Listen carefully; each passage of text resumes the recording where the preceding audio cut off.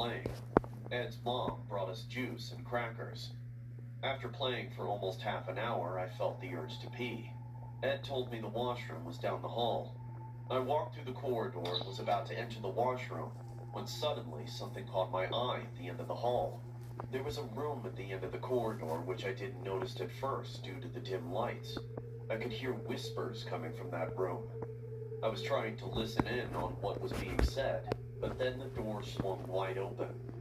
Ed's mom came out, and our eyes met. She immediately closed the door behind her, but in that small moment, I saw a glimpse of an old woman lying on a bed with an oxygen mask placed on her face.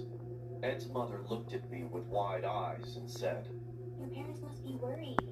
Ed's dad can drop you off now." She walked away to tell Ed that it was time for his uninvited guest to go home. I was just a kid, but I didn't fail to read between the lines. After another silent ride with Ed's dad, he dropped me off at my house. I felt very insulted.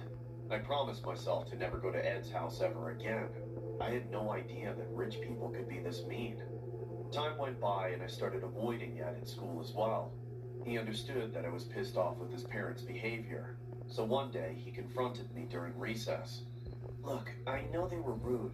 My grandma's health always has them on edge. What happened to your grandma?" "The day we arrived, we dropped Mom at the house and went to buy gifts for Grandma. I was meeting her for the first time.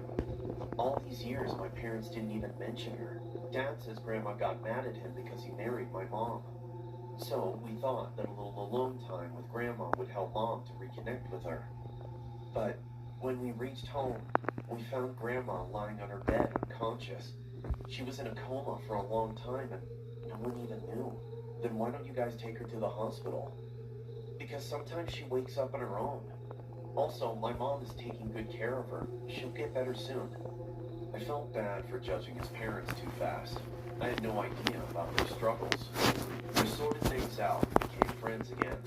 Ed came to my house that weekend. We were playing in our backyard when he said, "Hey, why don't you come to my house for a sleepover tonight? My parents are going out of town for some work. They won't be home until tomorrow evening." Even though I swore not to go to his house ever again, I couldn't stop myself. "What about your grandma? Won't she be angry?" "Come on, she doesn't even leave her room. We can play video games all night." I told my parents about this plan and I lied to them, saying Ed's parents had invited me. My mom knew Ed well already, so she didn't say no. I packed a small bag and we rode our bikes to his house.